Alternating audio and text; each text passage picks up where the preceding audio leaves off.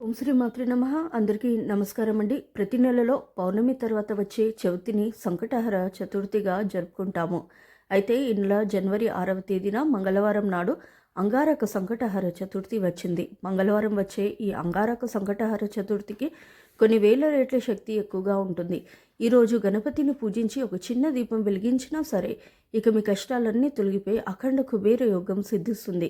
కాబట్టి ఈ వీడియో మీకు కంటపడిందంటే చాలా అదృష్టవంతులని చెప్పవచ్చు. ఈ 2026వ సంవత్సరంలో మొదటి అంగారక చతుర్థి నాడు గణపతిని ఎలా పూజించాలి, ఏ నియమాలు పాటించాలి ఈ వీడియోలో ఇప్పుడు తెలుసుకుందాం. ముందుగా ఈ వీడియోకి ఒక లైక్ కొట్టి జై శ్రీరామ్ అని కమెంట్ చేయండి. సంతాన సమస్యలు, ఆర్థిక సమస్యలు, అప్పుల బాధలు, వివాహ సమస్యలు, భార్యాభర్తల మధ్య కలహాలు, ఉద్యోగ సమస్యలు, ఇలాంటి సమస్యలన్నీ వెంటనే తొలగిపోయి మీకు మంచి రోజులు రావాలంటే జనవరి 6వ తేదీన మంగళవారం నాడు ప్రతి ఒక్కరు ఇంట్లో గణపతిని పూజించండి. ఈ రోజున ప్రతి ఒక్కరూ తలస్నానం చేయాలి. గణపతిని పూజించే ఆడవారు ఎర్రటి వస్త్రాలు ధరించాలి. ఇల్లంతా పసుపు నీటితో శుద్ధి చేసి ఇంటి గుమ్మానికి పసుపు రాసి ఇంటి ముందు ముగ్గు వేసుకోండి. ఇక గణపతి పూజ కోసం ముందుగానే 21 గరిక పూజలు ఎరుపు రంగు పుష్పాలను సిద్ధం చేసుకోండి. పూజ చేసే ఆడవారు కళ్ళకు పసుపు రాసుకొని కుంకుమ బొట్లు పెట్టుకొని దీపారాధన చేయాలి. ముందుగా మీ పూజ గదిలో ముగ్గు వేసి పూజ గదిలో ఉన్న గణపతి పటానికి గంధం రాసి కుంకుమ బొట్లు పెట్టి ఎరుపు రంగు పుష్పాలతో గణపతిని అందంగా అలంకరించుకోండి. అలాగే కొన్ని అక్షింతలు కూడా సిద్ధం చేసుకోండి. ముఖ్యంగా ఎర్ర మందార పూలతో గణపతిని పూజిస్తే మీ పూజలకు రెట్టింపు పుణ్య ఫలితం లభిస్తుంది. అలాగే గణపతి చిత్రపటానికి గరికమాల వేసి నమస్కారం చేసుకోండి. అయితే గరికమాల వేయలేని వారు 21 గరిక ఆకులను గణపతి దగ్గర పెట్టుకోండి. గరికతో వినాయకుడిని పూజిస్తే ఎలాంటి కోరికైనా వెంటనే నెరవేరుతుంది. ఈ విధంగా గణపతిని అందంగా అలంకరించి గణపతి ముందు ఆవు నెయ్యితో కానీ కొబ్బరి నూనెతో కానీ దీపారాధన చేయండి. గణపతి ముందు తప్పనిసరిగా 2 దీపాలు వెలిగించాలి. ఇక పూజలో గణపతికి నైవేద్యంగా 21 ఉండ్రాలను నివేదించాలి. అంగారక చతుర్థి పూజలో అతి ముఖ్యమైనది స్వామివారికి ముడుపు కట్టడం. ఈరోజు కట్టే ముడుపుకు చాలా దైవశక్తి ఉంటుంది. ఒక చిన్న ముడుపు కట్టి స్వామివారిని ఏది కోరుకున్నా ఆ కోరిక వెంటనే నెరవేరుతుంది. ముడుపు కట్టే ముందు మీ మనసులో ఉన్న కోరికను స్వామివారికి చెప్పుకొని నమస్కారం చేసుకోండి. కోరిన కోరికలన్నీ నిర్వహించే ముడుపును ఎలా కట్టాలంటే ముందుగా ఒక ఎర్రటి వస్త్రాన్ని తీసుకోండి. ఈ వస్త్రానికి 4 వైపులా పసుపు రాసి కుంకుమ బొట్లు పెట్టుకోండి. ఈ ఎర్రటి వస్త్రంలో 3 గుప్పెల బియ్యం, 2 తమలపాకులు, 2 వక్కలు, 2 ఖర్జూరాలు, 11 రూపాయలను దక్షిణంగా పెట్టి మీ కోరికను మనస్సులో తలుచుకుంటూ 3 ముడులు వేస్తూ ముడుపు కట్టండి. ఈ ముడుపును వినాయకుడికి ఎదురుగా పెట్టి ముడుపు పైన కొన్ని అక్షింతలను చల్లి పుష్పాలు సమర్పించి నమస్కారం చేసుకోండి. ఈ విధంగా ముడుపు కట్టి ఓం గం గణపతియే నమః అనే మంత్రాన్ని 21 సార్లు చదవండి. ఇక విపరీతమైన అప్పుల బాధతో ఇబ్బంది పడేవారు రుణ విమోచన అంగారక స్తోత్రం జపించండి. ఇక మనలో చాలామంది డబ్బు సమస్యలపై ఇబ్బంది పడుతూ ఉంటారు. అలాంటి వారు మీ పూజ గదిలో ఉన్న గణపతి చిత్రపటానికి యాలకుల మాల వేసి నమస్కారం చేసుకోండి.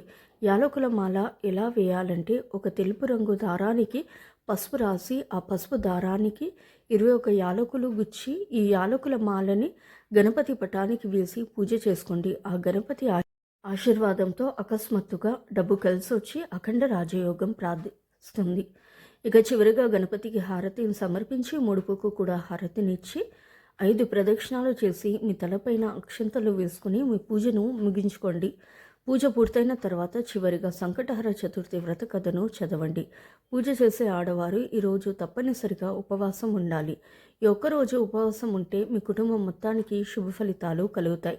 ఈ విధంగా ఉదయం ఇంట్లో పూజ చేసి సాయంత్రం 6 దాటిన తర్వాత స్త్రీలు మరలా తలస్నానం చేసి పూజ గదిలో దీపం వెలిగించి ఉదయం కట్టిన ముడుపును ఇప్పతీసి అందులో ఉన్న బియ్యం తీసి ఆ బియ్యంతో బెల్లం పరమాన్నం తయారు చేసి గణపతికి నైవేద్యంగా నివేదించండి.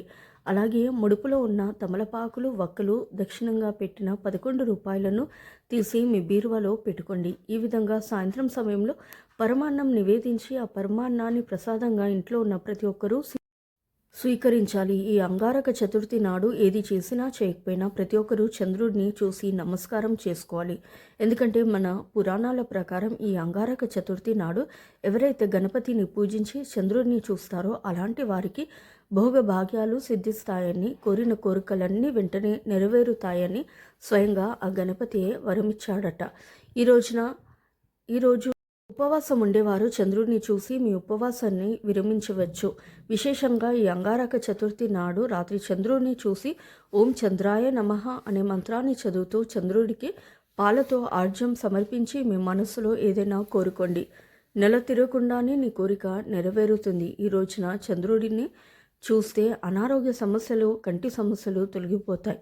ముఖ్యంగా ఈ అంగారక చతుర్థి ఉదయం స్నానం చేసేటప్పుడు నీటిలో నల్ల నువ్వులు వేసుకుని స్నానం చేస్తే జాతకంలో ఉండే దోషాలన్నీ తొలగిపోతాయి. అలాగే నీటిలో చిటికెడు పసుపు, ఎర్ర చందనం కలిపి స్నానం చేస్తే కుజ దోషం తొలగిపోతుంది. అలాగే ఈ అంగారక చతుర్థి నాడు జమ్మి చెట్టుకు 3 ప్రదక్షిణాలు చేసి జమ్మి చెట్టును భక్తితో ముట్టుకొని మీ మనసులో కోరికలు చెప్పుకోండి.